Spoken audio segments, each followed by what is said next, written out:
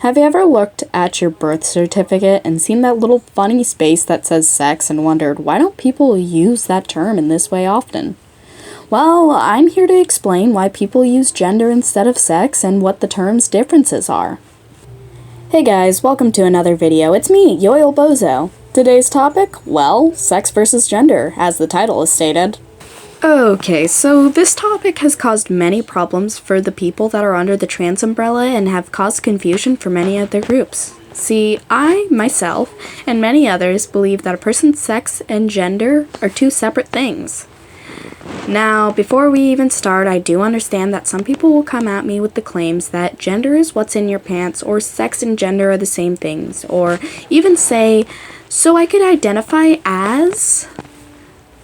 And I see why these things can be said and why they're commonly said, but for each of these statements, I do have responses.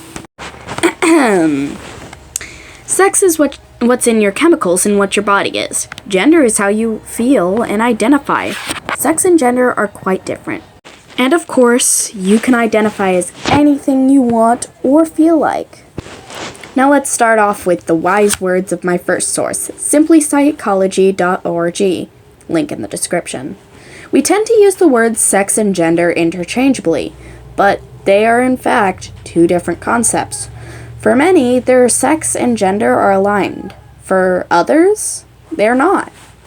In their article on the topic, Sex versus Gender, What's the Difference and Why Does It Matter?, they explain how sex is a biological term and refers to females, males, and intersex people. But they also explain how gender is a social construct and a personal identity. It can be changed and changed till comfortable, as much as a name or occupation could be. They bring up the topics of different gender identity types, like mentioning cisgender, non-binary, gender fluid, and transgender. Continuing on to differentiating sex and gender in health research to achieve gender equity, this article from pmc.ncbi.nlm.nih.gov, sorry, that was really hard to pronounce, expands on the differences between sex and gender and why it's so important.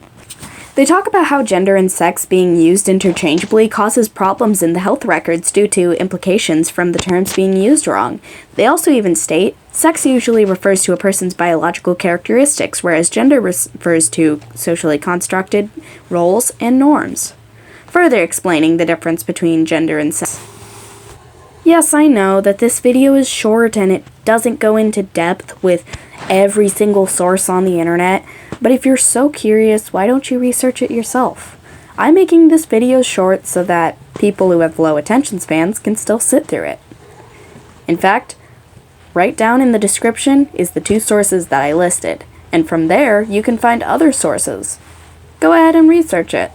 It'll be really fun and really interesting.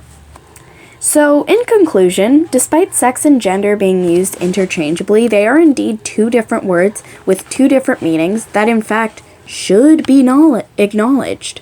In the first paragraph, we found the counter-arguments that were quickly able to be disproved. In the second paragraph, we found that simplypsychology.org also agrees and is easily able to put the confusion to rest. And in the third paragraph, we found that the government-issued Files of Health also agrees and is able to explain the significance of these two words.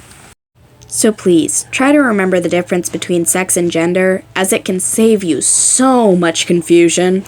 Now you might be wondering, what makes these sources so important and what makes them matter? Well, in PMC's own words, PMC is a free, full-text archive of biomedical and life sciences journal literature at the U.S. National Institutes of Health's National Library of Medicine.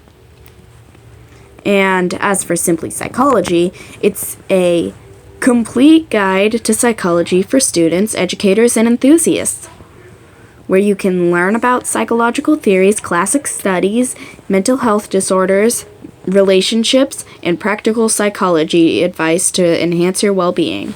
Now that that's all done with, though, I hope to see you guys in the next video. Please consider subscribing and liking. All that attention brings so many new viewers to my page so that I can, grow in popularity and get my upcoming show to actually get somewhat popular. Thank you all for your time. This has been Yoil Bozo. Now, signing off.